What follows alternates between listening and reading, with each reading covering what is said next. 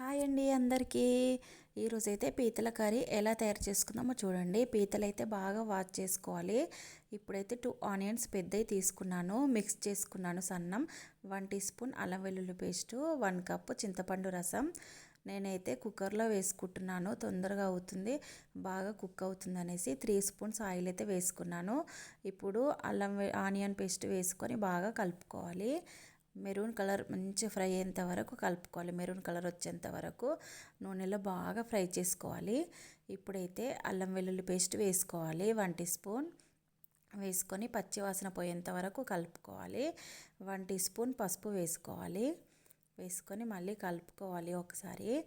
ఇప్పుడు బాగా కడిగి పెట్టిన పీతలు అయితే పోసులో వేసేసుకోవాలి. ఒకసారి మళ్ళీ కలుపుకోవాలి. చూడండి ఎంత పెద్దగా ఉన్నాయో. నేనైతే ముట్టడానికి కూడా భయపడేదాన్ని, ఇప్పుడైతే అలవాటు అయిపోయింది. మళ్ళీ ఒకసారి ఫ్రై చేసుకోవాలి.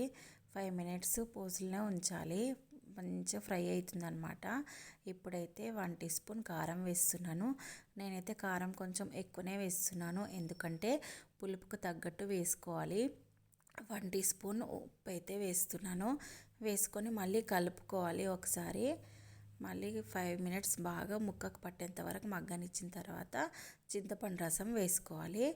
ఇందులోకి మెయిన్ ఏంటంటే మిరియాలు వేస్తేనే చాలా టేస్టీగా వస్తుంది.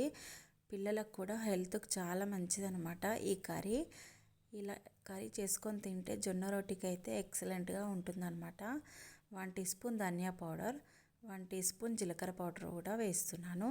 అన్నీ వేసిన తర్వాత మళ్ళీ ఒకసారి కలుపుకోవాలి. కలుపుకున్న తర్వాత ఇప్పుడు మూత పెట్టేసేయాలి. ఒక 4 విజిల్స్ వచ్చేంత వరకు పెట్టేసుకోవాలి. బాగా కుక్ అవుతుందన్నమాట. మెత్తగా ఏం కాదు, అంత బాగుంటుంది, సూపర్గా ఉంటుంది. ఇలా మరిగిన తర్వాత చూడండి ఎంత బాగా కుక్ అవుతుందో. మళ్ళీ ఒకసారి స్పూన్తో కలుపుకోవాలి. కలుపుకున్న తర్వాత లాస్ట్లో అయితే కొత్తిమీర అయితే వేసుకోవాలి.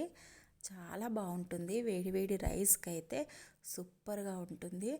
ఆరోగ్యానికి అయితే ఎవరికైనా చాలా మంచిది. సీ ఫుడ్ అంటే ఎవరు ఇష్టపడరండి చెప్పండి. ఈ వీడియో మీకు నచ్చినట్టయితే లైక్ చేయండి, షేర్ చేయండి.